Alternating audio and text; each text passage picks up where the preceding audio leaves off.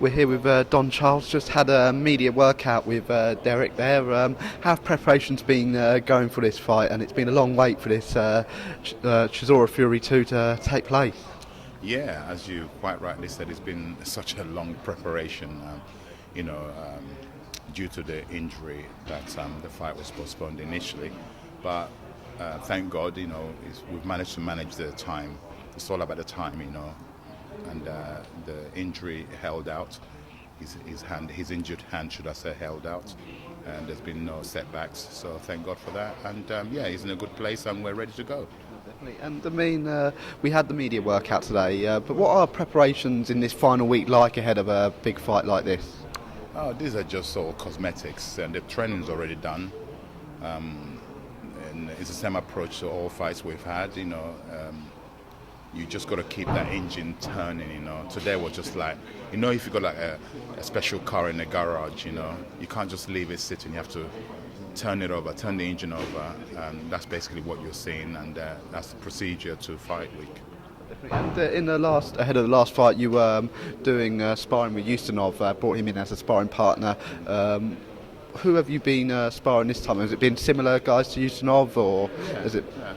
It has to be of that stature because, you know, we work closely together with Jason McCrory, who is the matchmaker, and he will aid me with what I request for in terms of people who resemble our opponents. It's exactly what everybody else does, to replicate what the opponent potentially could do on the night. So yeah. And when we were at the last press conference with Dereck, Dereck mentioned he was going to go up to Scotland and climb Ben Nevis. Did that take place, and how did that go? Yes, he did. He went up to Ben Nevis. Whether he climbed it, I don't think he was up there. He went up there for a few days. Just, you know, it's not just physical, you know, this in life, you know, the sport that we do, it's not all physical. Going to Ben Nevis, you know, obviously we went there 5 years ago, and he had a connection with the area, with the mountain, you know, and he probably went up there to search deep inside himself, you know, and I think it's more spiritually than physical.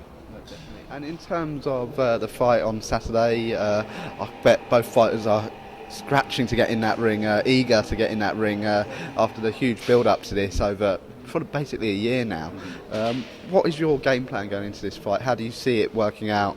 Well, I see a victory, and our strategy, you have to tune onto Box Nation on the night to, like everybody else, to watch it, because I can't sit here and tell you what we're going to do or what we're not going to do, but we're going to win the fight. That's what I need to tell you. And finally, as a trainer, Dereck fought Kevin Johnson not so long ago, up and coming heavyweight. Anthony Joshua's next fight is Kevin Johnson. Hard to beat, not been stopped many times. How do you see Anthony Joshua faring against Kevin Johnson? Well, you know, he's a very powerful young man, and it wouldn't surprise me if he becomes the first person to ever stop Johnson. Dereck was the first person to put him on canvas. He got up, Johnson. But it wouldn't surprise me if Josh stops him.